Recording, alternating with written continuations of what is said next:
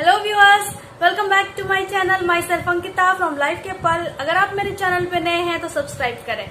आज हम लोग देखेंगे न्यू एजुकेशन पॉलिसी जो आई है उसमें क्या क्या चेंजेस आए हैं, उस पे मैं बातें करूंगी, एक एक पॉइंट को लूंगी और उसको डिस्क्राइब करूंगी।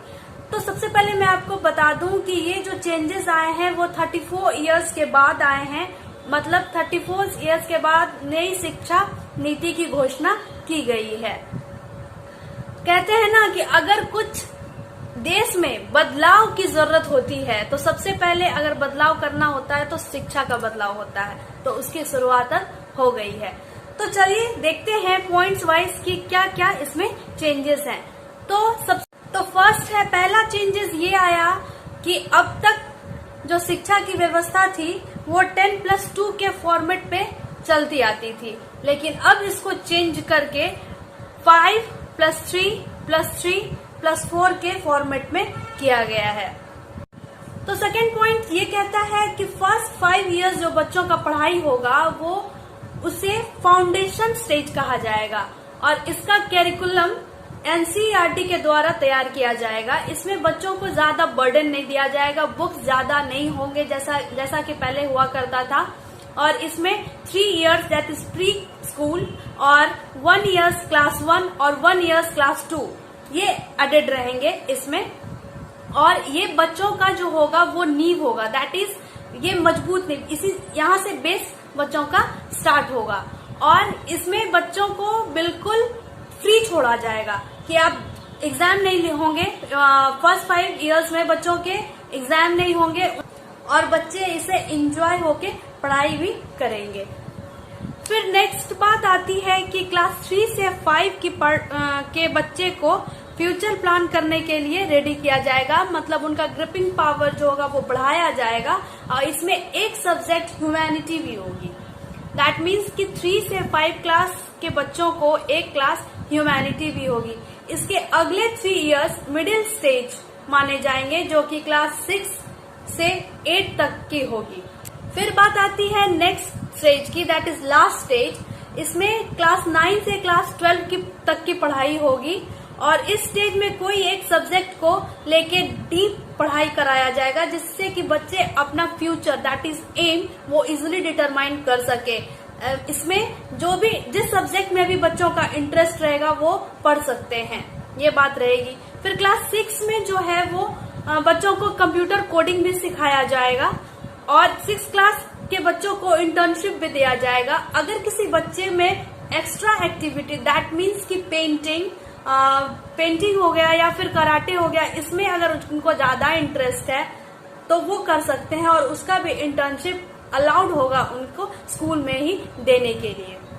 एक बात और, स्कूल में पहले जैसी स्ट्रीम सिस्टम नहीं होगी। स्ट्रीम सिस्टम मीन्स कि पहले के होते थे ना कि अगर वो फिजिक्स लिया है तो फिजिक्स ही लेगा, केमिस्ट्री लिया है तो केमिस्ट्री ही लिया है, आर्ट्स लिया है तो वो साइंस नहीं ले सकता। लेकिन अब ऐसा नहीं होगा। अब बच्चे के मन पे डिपेंड करेगा कि वो क्या क्या पढ़ना चाहते हैं। अगर वो आर्ट्स के बच्चे अगर साइंस पढ़ना चाहते हैं तो वो पढ़ सकते हैं, अगर साइंस के बच्चे आर्ट्स पढ़ना चाहते हैं तो भी वो पढ़ सकते हैं। दैट मीन्स कि स्ट्रीम सिस्टम अब स्कूल में नहीं रहेगा।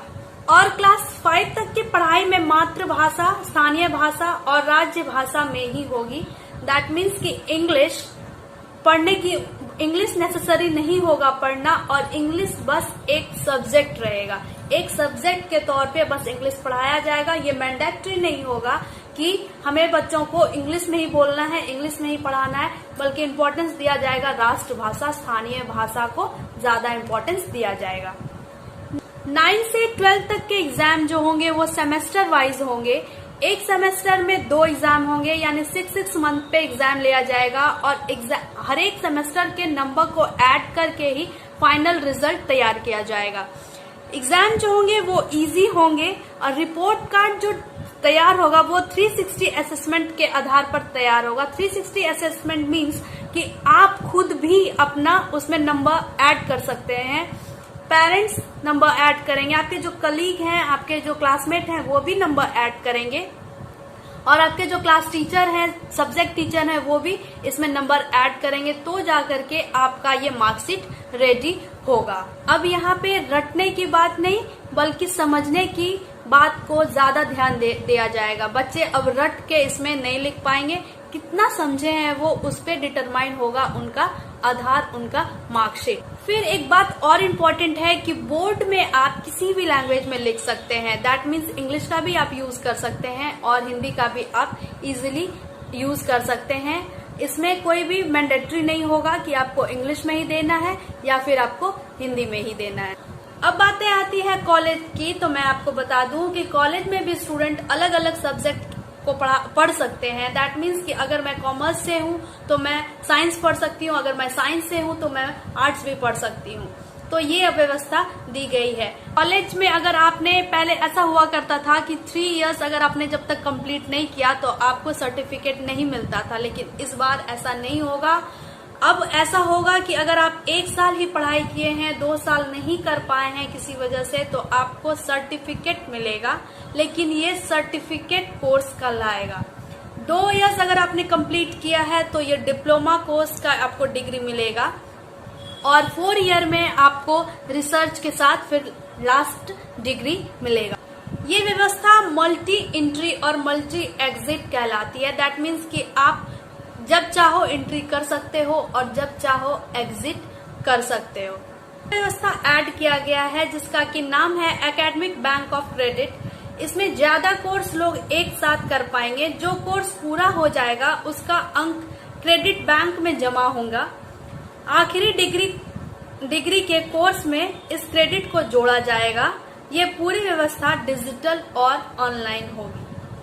तो ये सारी चीजें हैं जो कि हमारे एजुकेशन पॉलिसी को चेंज करता है और हमारी पढ़ाई को ज्यादा आगे बढ़ाता है, ताकि हम लोग जो फ्रांस है, चाइना है, उसके कंपैरिजन में आ सके। और हमारे ये एक्टिविटी पे डिपेंड करेगा, हम कितना दूर तक सोच पाते हैं इस पे डिपेंड करेगा। हमारा मार्कशीट बस रट के पढ़ने वालों में से नहीं होगी। अब मैं जो हूँ वो आपको मार्कशीट दिखेगा, तो ये हमारे लिए बहुत ही अच्छा है। हमारे बच्चों के अगर आप पेरेंट्स हैं तो भी आपको ये जानना बहुत ज्यादा जरूरी था। अगर आप एक स्टूडेंट हैं तो भी आपको जानना बहुत ज्यादा जरूरी था। तो आगे अपडेट्स के लिए मेरे चैनल को सब्सक्राइब करें। अगर वीडियो पसंद आए तो लाइक जरूर करें। Thank you for watching my video. Bye bye.